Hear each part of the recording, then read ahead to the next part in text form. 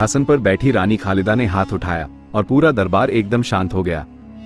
रानी की बगल में खड़ी थी उनकी बेटी राजकुमारी मेहर, अपूर्व सौंदर्य और रहस्यमय निगाहों वाली एक बुद्धिमान राजकुमारी। उसका चेहरा शांत था, लेकिन उसकी आंखों में भावनाओं की गहराई और संकोच दोनों झलक रहे थे। रानी खालिदा उठी और सिंहासन के सामने खड़े राजाओं और राजकुमार की ओर हुए ऐलान किया, जो भी राजकुमार मेरी बेटी मेहर का हाथ मांगना चाहता है, उसे पहले 3 शर्तें पूरी करनी होंगी। ये शर्तें सरल नहीं, बल्कि उनके आत्मबल, बुद्धि और समर्पण की सच्ची परीक्षा होंगी। दरबार में फुसफुसाहटें शुरू हो गईं। यह कोई साधारण विवाह प्रस्ताव नहीं था, यह एक चुनौती थी जिसमें जान का जोखिम भी था। रानी ने 3 शर्तों की घोषणा की।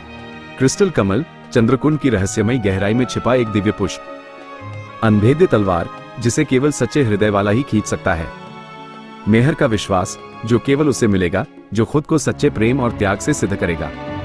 तभी दरबार के मध्य से एक तेज और दृढ़ आवाज गूंजी, मैं ये तीनों शर्तें पूरी करूंगा और राजकुमारी मेहर का विश्वास भी जीतूंगा। सभी की नजरें घूमकर उस व्यक्ति की ओर गईं। वह था राजकुमार वीर, ऊंचा कद, साहसी चेहरा, आंखों में आत्मविश्वास की ज्वाला।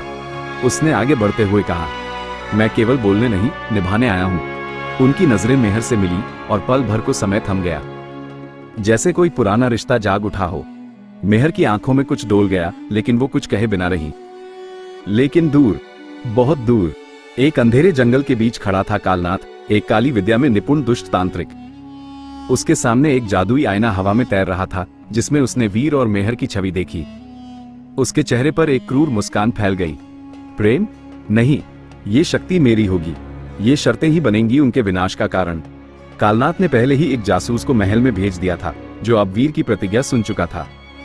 रात के अंतिम पहर महल की एक छाया में एक दास वीर के पास आया और चुपचाप एक पुराना नक्शा उसके हाथ में थमा दिया। पहली शर्त का रहस्य क्रिस्टल कमल चंद्रकुंड की गहराई में छिपा है। वीर ने नक्शा देखा और उसकी आंखों में वही जुनून चमका जो उसकी आत्मा की गहराई से निकल रहा था। आकाश में बादल गरजने लगे। जासूस महल के मुख्य द्वार से बाहर निकला, उसके होठों पर एक रहस्यमयी मुस्कान थी। पीछे से एक रहस्यमयी हंसी हवा में गूंजी, कालनाथ की हंसी। खेल शुरू हो चुका था। क्या अगली कड़ी में वीर चंद्रकुंड तक पहुंच पाएगा? क्या मेहर का दिल सच्चे इरादों को पहचान पाएगा, या कालनाथ की काली चालें सब कुछ तबाह कर देंगी? एपिसोड 2 में जारी।